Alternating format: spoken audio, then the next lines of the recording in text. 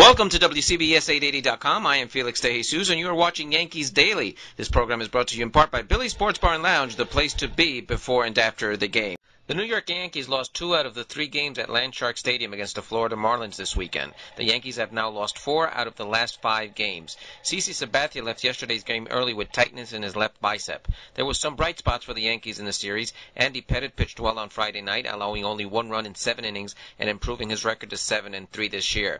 Alex Rodriguez, who did not start the first 2 games of the series due to fatigue, knocked in a pair of runs yesterday in the defeat. Today we have an interview with Ken Davidoff of Newsday. And Ken, up to now, what do you think of the team?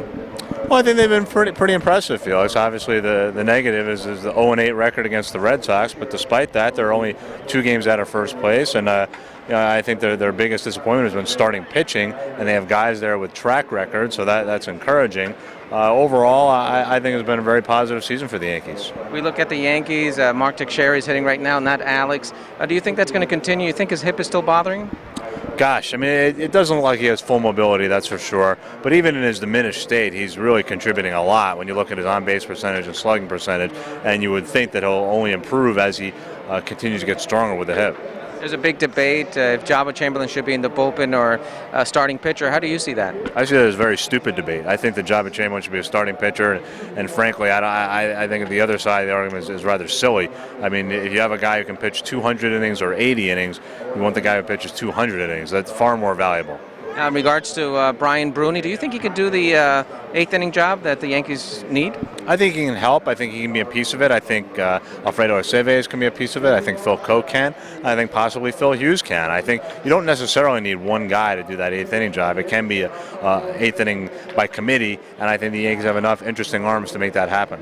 Does that committee really work? I've seen it with a couple of teams, and it kind of doesn't work at the end of the year. You think it'll work here with the Yankees? Yeah, I don't see why not. I mean, I think I'm just trying to. I mean, look at the Rays made the World Series last year. They didn't have a closer. You know, their entire 7th through 9th innings were by committee because Troy Percival got hurt. So yeah, I absolutely think it can be done. You mentioned Boston in the division that the Yankees are in. Do you think that's the only threat for them? You think Tampa Bay has enough, and do you think Toronto can still compete with these teams? I think Toronto has already started to fade and will continue to fade a little bit. I think they'll still make things interesting, finish with about 84 to 86 wins.